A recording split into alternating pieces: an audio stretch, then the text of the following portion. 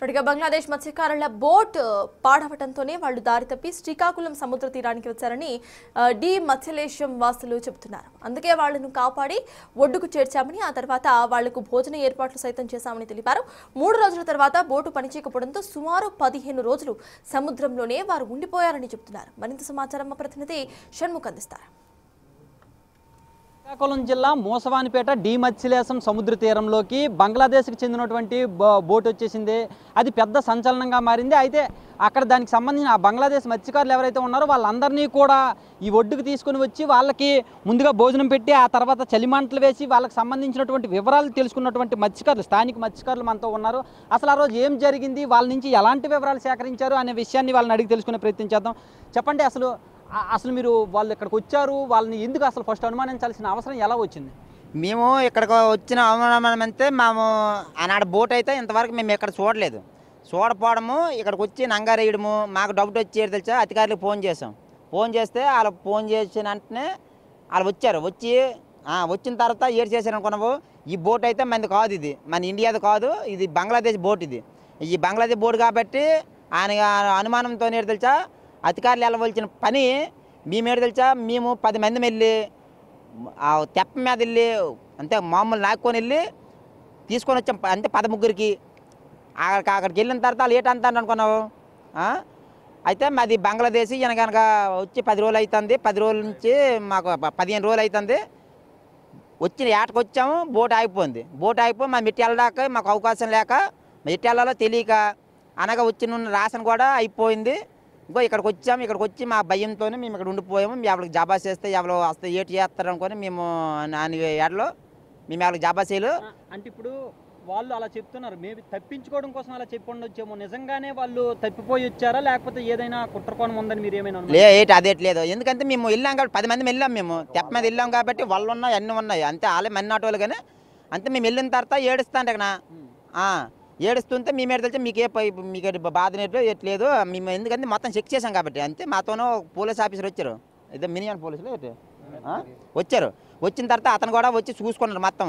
వీళ్ళు మామూలు మన్నాడు మర్చిపోలేని వీళ్ళు అనుకుని ఆ ఇప్పునేరు తెలిసి ఆ తెప్ప మీద తీసుకొచ్చి ఫస్ట్ 10 మంది తీసుకొచ్చాం.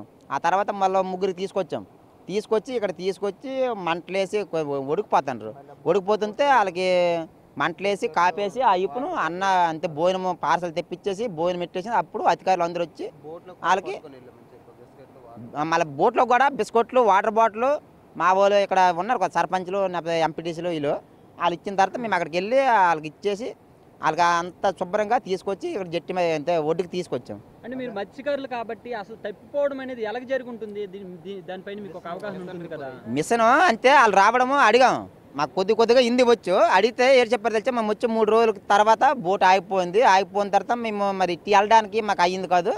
ఆయన బట్టి తెలిసి ఎట్టి వెళ్తానమో తెలియక అనగా ఈ తూర్పు గాలి కాబట్టి మన బంగ్లాదేశ్ నీటిలో ఉంది. అట్నుంచి తూర్పు గాలికి ఇటుకు వచ్చి అనగా ఇక్కడికి వచ్చేవాడికి దరిపడ్డారు. అయితే ఇప్పుడు అక్కడ బోట్ ఆగిపోయిన తర్వాత ఇటువైపు అంటే అలల ద్వారా ఇలా వచ్చేసింది తప్ప వాళ్ళేమి మామూలుగా మిషన్ ద్వారా కూడా ఏం రాలేదు? లేదు, ఎందుకంటే చూసాం కాబట్టి మిషన్ ద్వారా అయితే వాళ్ళు రాలేదు. అదేనా కత్తావల సాయంతోనే వాళ్ళకి ఐడియా వచ్చిందో లేకపోతే వెనకొచ్చింది, కానీ కత్తావల సాయంతోనే మేము చూసాం కాబట్టి కత్తావల సాయంతోనే వచ్చారు వాళ్ళు కోళ్ళు వేసుకొని. అంతే కోళ్ళు అంటే పెద్దవి డ్రేకులు లాగా ఆ తిట్టులతోనే వాళ్ళతో అంతే నాక్కొని వచ్చి అక్కడ నంగారేసారు. అది 12 గంటలకి, ఆదివారం 12 గంటలకి. అయితే ఇక్కడ మీరు వాళ్ళకి ఎలాంటి సౌకర్యాలు చేశారు? మొదట ఇక్కడ బాగా చేసాం. మరి ఇదే చెప్తాను కదా, సౌకర్యాలు అంతే ఇక్కడ తీసుకొచ్చిన అంత శ్రమగా తీసుకొచ్చాం. 10 మంది వెళ్ళాము. 10 మంది వెళ్ళి వాళ్ళకి దక్క నేకంటే ఇక్కడ తీసుకొచ్చి అంతే చలితో ఉడికిపోతున్నారు అనుకొని మేము మంట వేసి వాళ్ళకి ఇప్పుడు మరి ఇక్కడ తీసుకొచ్చి మా వాళ్ళు భోజనాలు తెస్తే భోజనాలు ఎట్టేసి పార్సల్ భోజనాలు ఎట్టేసి అప్పుడు మరి ఎక్కడ పంపించారు, కలిపట్నం ఎక్కడ పంపించారంట. అక్కడి నుంచి మరి ఏటయ్యారో మరి మనకి తెలీదు.